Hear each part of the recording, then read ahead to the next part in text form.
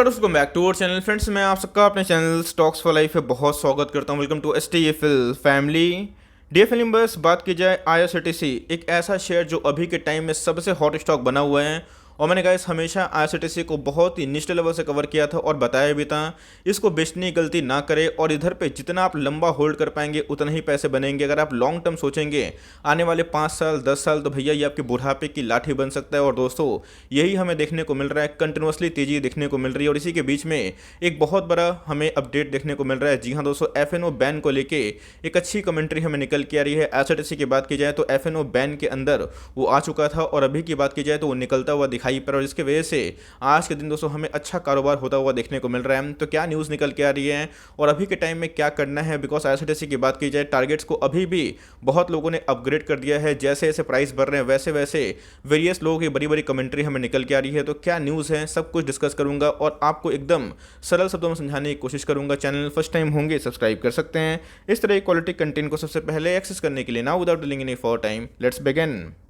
आज से एक वीक पहले मैंने आपको साफ साफ बताया था कि म्यूचुअल फंड की बड़ी एंट्री हो सकती है। और दोस्तों, इधर पे कोई भी पोर्टल में हमें ये न्यूज़ का कंफर्मेशन देखने को नहीं मिला था कि बड़े बड़े डीआईएस ने अपने स्टेक को बढ़ाया। लेकिन दोस्तों, मैंने आपको बताया था कि म्यूचुअल फंड के साथ आईआरसीटीसी का एक बैठक होने वाला है, जिसमें अगर आईआरसीटीसी को जो उनके जो प्लान है, अगर म्यूचुअल फंड को पसंद आ जाता है तो उधर पे एक बाइंग हो सकती है। उस समय गाइस जो भाव था वो 3,3200 के आसपास था और आज का जो भाव था हमें 4,000 के आसपास देखने को मिला। इसलिए मैं बोलता हूँ कि जो मार्केट में न्यूज़ आती है, जो कमेंट्री आती है मैनेजमेंट की, उस पर आपको ध्यान देना चाहिए। तो एनीवेज दोस्तों, जो न्यूज़ निकल के आ रही है उस न्यूज़ का इंपैक्ट समझाऊंगा और साथ ही साथ अभी रणनीति क्या बनानी है वो भी डिस्कस करूंगा। बिकॉज निफ्टी के मिड कैप में आज थोड़ा प्रॉफिट बुकिंग हमें देखने को मिला, तो रणनीति क्या होगी फटाफट उसको डिस्कस कर लेते हैं। वैसे आपने ऑब्जर्व किया होगा कि निफ्टी में आज हमें सुबह में 12 बजे के आसपास तक एक अच्छी खासी रैली देखने को मिली थी। उसके बाद थोड़ा प्रॉफिट बुकिंग देखने को मिला, जिसकी वजह से जो पोर्टफोलियो का रंग है एट द एंड में थोड़ा लाल देखने को मिला। लेकिन कोई दिक्कत वाली बात नहीं है, हमेशा पोर्टफोलियो नहीं भागता। लेकिन उसी बीच में अगर आप देखें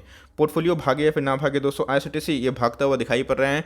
आज के दिन की बात की जाए तो इसने अपना हिस्टोरिक जो माइलस्टोन है 4,000 का, उसको भी तोड़ने की कोशिश की, लेकिन इसमें ये असफल रहा और लास्ट में थोड़ी सी प्रॉफिट बुकिंग देखने को मिल गई। लेकिन दोस्तों, इससे कंक्लूजन मत निकालिएगा बिकॉज टारगेट्स अभी बहुत ही अब दिखाई पड़ रहे हैं। अगर आप देखें वाईटीडी में जनवरी के महीने से इसने 168% का स्टेलर पैसे बना के दिए और कंटिन्यूसली बेसिस पे किसी को घुसने का मौका नहीं दे रहा है। क्योंकि जैसे जैसे वैक्सीनेशन ड्राइव आगे बढ़ रहे हैं और जैसे जैसे इनके Q2 के नंबर्स नज़दीक आ रहे हैं, वो बताया कि 29 सितंबर को इनके एजीएम होने वाले हैं, जहां पे इनके एजीएम में एक बड़ी अपडेट निकल के आ सकती है। जो स्प्लिट का जो रेशियो है 1:5 वो तो हमें पहले ही डिक्लेयर होता हुआ देखने को मिल चुका है। लेकिन दोस्तों, अभी के टाइम में वो डेट आना बाकी है।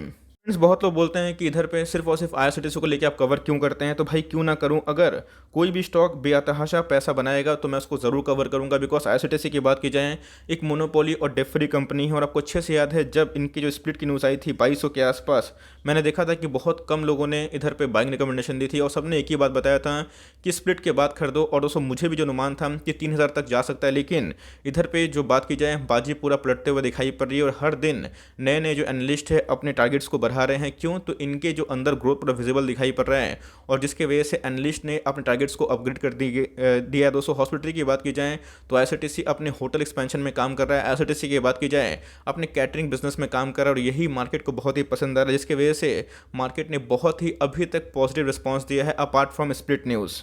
आप देख सकते हैं कि अभी के टाइम में जो न्यूज़ निकल के आ रही है वो बहुत ही इंपॉर्टेंट है और मार्केट ने इसको चीयर किया है। अभी के टाइम की बात की जाए 6 स्टॉक को एफएनओ बैन में रख दिया गया है। जी हाँ दोस्तों, जो स्टॉक एफएनओ में होता है फ्यूचर एंड ऑप्शन, उसमें कोई सर्किट हमें देखने को नहीं मिलता। लेकिन यस, जब उसके ओपन इंटरेस्ट 95% से ऊपर हो जाते हैं तब वो हमें एफएनओ बैन में देखने को मिलता है। इसके पहले आईआरसीटीसी में क्या हुआ था, एफएनओ बैन हो गया था। ओपन इंटरेस्ट की बात की जाए 102% तक जा चुका था। मैंने आपको बताया था कि जब ओपन इंटरेस्ट 80% के आसपास आ जाता है तो गैस वो एफएनओ बैन से बाहर निकल जाती है। उस लिस्ट से अगर आप देखें तो ये आईआरसीटीसी के लिए बहुत ही पॉजिटिव पॉइंट है, जहां पे बहुत लोग फ्यूचर्स में ऑप्शंस में ट्रेड कर पाएंगे और इससे क्या होता है, वॉल्यूम्स में इजाफा होता है, आप इनके डेरिवेटिव्स खरीद सकते हैं। तो जी हाँ दोस्तों, ये एक बहुत बड़ी अपडेट है। लेकिन अभी की बात की जाए तो भाई पिक्चर ही बाकी है, बिकॉज ऐसे एनालिस्ट का मानना है टारगेट्स इधर से भी बहुत ही अप हो सकते हैं। आज के दिन मैंने आपको दिखाया कि कैसे 4,000 के लेवल को आईआरसीटीसी ने फर्स्ट टाइम टच करने की कोशिश की और किसी को नहीं पता था ये इतनी तेज़ी से भाग सकता है। इसके पहले जब कोविड आया था मैंने आपको एक ही बात बताई थी कि बहुत लोग बोलते हैं प्राइस टू अर्निंग बहुत महंगा है, बट मैंने आपको हमेशा बताया कि जैसे जैसे इनके अर्निंग्स बढ़ेंगे वैसे वैसे आपको प्राइस टू अर्निंग भी कम होता हुआ देखने को मिलेगा। प्राइस प्राइस टू अर्निंग्स अगर आप निवेश करें तो शायद आप कभी निवेश भी नहीं कर पाएंगे। और उधर पे साइकोलॉजी काम करती है। मैंने कभी भी आपको 3000 के बाद बल्क निवेश करने की राय नहीं दी है। एक ही बात बताया है कि आपको एड ऑन डिप्स करना है, बिकॉज स्टॉक का टॉप किसी को पता नहीं होता है। और गाइस आप देख सकते हैं कि मिंट का ही आर्टिकल है। मिंट को अगर आप देखें तो आपने देखा होगा कि सबसे पहले मिंट में ही आपको 3500 के आसपास टारगेट देखने को मिला था। उसके बाद 3700, अभी की बात की जाए टारगेट को गाइस धीरे धीरे बढ़ाते हुए देखने को मिल रहा है। मतलब जैसे जैसे प्राइस बढ़ रहा है वैसे वैसे एनालिस्ट लोग टारगेट्स को बढ़ा दे रहे हैं। और अभी की बात की जाए तो बाई ऑन डिप्स का जो टैग है वो हमें बड़े बड़े एनालिस्ट के माध्यम से देखने को मिल जा रहा है। मैंने आपको बहुत बताया था कि अगर कोविड नहीं आया होता तो शायद आईआरसीटीसी का जो शेयर प्राइस है 4000 का लेवल, ये आपको 6 महीना पहले, साल भर पहले ही देखने को मिल जाता। और उसी के बदौलत हमें एक बहुत ही अच्छा गोल्डन चांस मिला था। जी हाँ दोस्तों, हमारे पैसे भी ऑलमोस्ट 3 गुने हो चुके हैं। लेकिन मैंने क्या बताया, अगर आपको 10x 20x का मुनाफा चाहिए तो उसके लिए आपको लंबा होल्ड करना पड़ेगा। और जिस हिसाब से, जिस एग्रेसिव प्लान से आईआरसीटीसी अपने पाँव को पसार रही है, और दोस्तों मैंने आपको हमेशा बताया कि आईआरसीटीसी के पास वो रिसोर्सेस है, वो पैसेंजर्स है, बिकॉज यही एक प्लेटफॉर्म है, गेटवे है, जहाँ पे आप टिकटिंग बुक कर सकते हैं ऑनलाइन, जहाँ पे आप खाना खा सकते हैं, बिकॉज दूसरा कोई प्राइवेट प्लेयर है भी नहीं। और अगर प्राइवेट प्लेयर का जो बिडिंग है ट्रेन्स में अगर इनको मिलता है तब सोचिएगा इसके इनके रेवेन्यू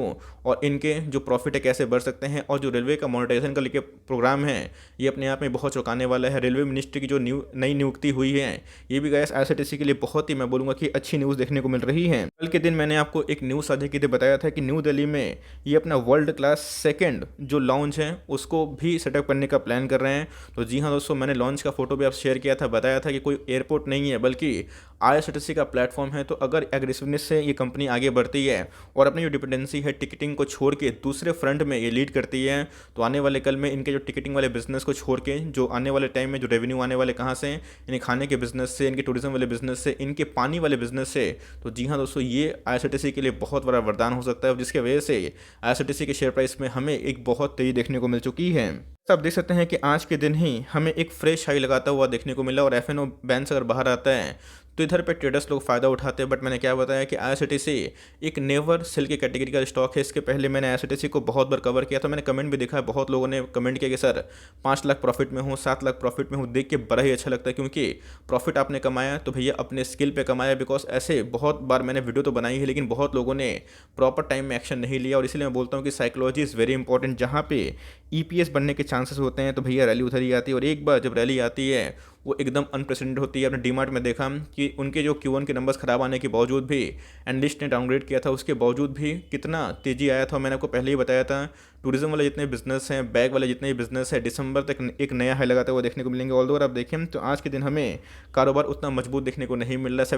17% के आसपास आज के दिन माल उठाया गया। लेकिन इसी के बीच में दोस्तों अभी भी मुझे लगता है कि एक रैली ड्यू है। देखते ही देखते अगर आप देखें तो 60,000 करोड़ के आसपास की मार्केट कैप इस कंपनी ने छू लिया है। स्टॉक के पी की बात की जाए 224 के आसपास है। लेकिन मैंने क्या बताया, इससे कंक्लूजन मत निकालिएगा। ऐसे बहुत सारे स्टॉक्स हैं जो 200 के पी पे ट्रेड कर रहे हैं और वो गिरते ही नहीं हैं। आईआरसीटीसी की खास बात क्या है कि मोनोपोली है और डेट फ्री है। इनको चलाने के लिए बहुत ही कम पूंजी की आवश्यकता होती है। और आपको जो ध्यान होगा अर्निंग्स पर होना चाहिए।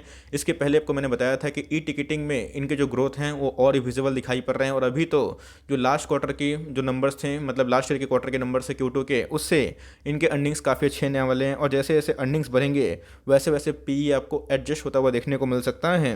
मैं आपको 1 डे का चार्ट भी दिखाऊंगा, आपको मैं 1 वीक का चार्ट भी दिखाऊंगा। उसके बाद जो फैसला है आप लीजिएगा। बिकॉज सर आप देखें तो इधर पे एक कंटिन्यूसली तेजी देखने को मिल रही है और ये रुकने का नाम नहीं ले रहा। यही होता है जब सेंटीमेंट चेंज होते हैं तो लोग कोई भी भाव पे खरीदने के लिए पागल होते हैं, लेकिन जब प्रॉफिट बुकिंग आती है तो लोगों को कोई भाव पे माल बेचना होता है। तो इधर पे अगर आप देखें तो आईआरसीटीसी हाईली ओवरबॉट जोन में जा चुका है। मैंने आपको हमेशा बताया है कि कभी कभी ओवरबॉट जोन आपको फॉल सिग्नल देता है। यस, उधर पे थोड़ा रिस्क तो होता है, लेकिन कभी कभी क्या होता है स्टॉक उस लेवल से भी 50 से 60% भाग सकता है। और यही हमें देखने को मिला। आईआरसीटीसी की बात की जाए तो इस लेवल से भी दोस्तों हमें कम से कम 40% का अपसाइड दिखा दिया है। इस बॉलिंजर बैंड के बाहरी मीडियन पे ट्रेड करता हुआ दिखाई पड़ रहा है वीकली चार्ट में, जो कभी भी इसके अंदर एक प्रॉफिट बुकिंग करवा सकता है। मार्केट कभी वीक होगा तो आईआरसीटीसी में प्रॉफिट बुकिंग होगा। लेकिन मैंने क्या बताया कि आप अगर लॉन्ग टर्म प्लेयर हैं, लॉन्ग टर्म होल्ड करना जानते हैं, तो मैं एक ही बात बोलूँगा, कंटिन्यू करें। और मैं आपको हमेशा दोस्तों 3000 के बाद के लेवल से आपको एक ही बात बताता रहा हूँ कि अगर आपको 10 स्टॉक खरीदने की ताकत है, किसी को टॉप नहीं पता, मुझे भी नहीं पता, आपको 2 स्टॉक से कम स्टार्ट कर देना चाहिए। रिमेनिंग 8 स्टॉक का पैसा आपके हाथ में होना चाहिए कि कभी गिरावट अगर होती है एड ऑन डिप्स कर सकते हैं। अगर आप वेट कर रहे हैं कि भाई मैं स्प्लिट के बाद लूँगा, तो भी गलत स्ट्रेटजी नहीं है, खराब स्ट्रेटजी नहीं है, बिकॉज किसी को नहीं पता ये कितना भागेगा। हो सकता है कि प्रॉफिट बुकिंग आ जाए, लेकिन मेक श्योर दोस्तों कि कभी कभी आपको क्विक एक्शन लेने की आवश्यकता होती है। तो यहाँ पर रिस्क रिवॉर्ड की बात की जाए तो एकदम फेवरेबल देखने को नहीं मिलता है। तो अगर आप इधर पर एंट्री करते हैं तो आपका जो एसएल होना चाहिए 3500 के आसपास होना चाहिए। उनके लिए मैं बोल रहा हूँ जो मोमेंटम को कैच करना पसंद करते हैं। स्टॉप लॉस का अभी एंट्री करना थोड़ा रिस्की का, काफ़ी रिस्की हो सकता है, लेकिन यस अगर आप बने हुए हैं लॉन्ग टर्म के लिए तो कंटिन्यू करें। मैंने एक कमेंट देखा कि सर बहुत ही खुजली हो रही है हाथ में, कब प्रॉफिट बुक करें। आपकी मर्जी है, आप चाहे तो कर सकते हैं, बट मेरा जो विजन है अभी भी आईआरसीटीसी में क्लियर नहीं हुआ है। मुझे लगता है कि आईआरसीटीसी में काफ़ी ग्रोथ है और मार्केट इसको रिस्पॉन्स ज़रूर देगा। हमारे पैसे भी ऑलमोस्ट 3 गुने हो चुके हैं, लेकिन मैं उसको कंटिन्यू करूँगा और लॉन्ग टर्म तक, जब तक इनके फंडामेंटल्स जिंदा हैं, फाइनेंशियल्स ओके हैं, इनके बिजनेस मॉडल मोनोपोली हैं, तब तक मैं कंटिन्यू करूँगा।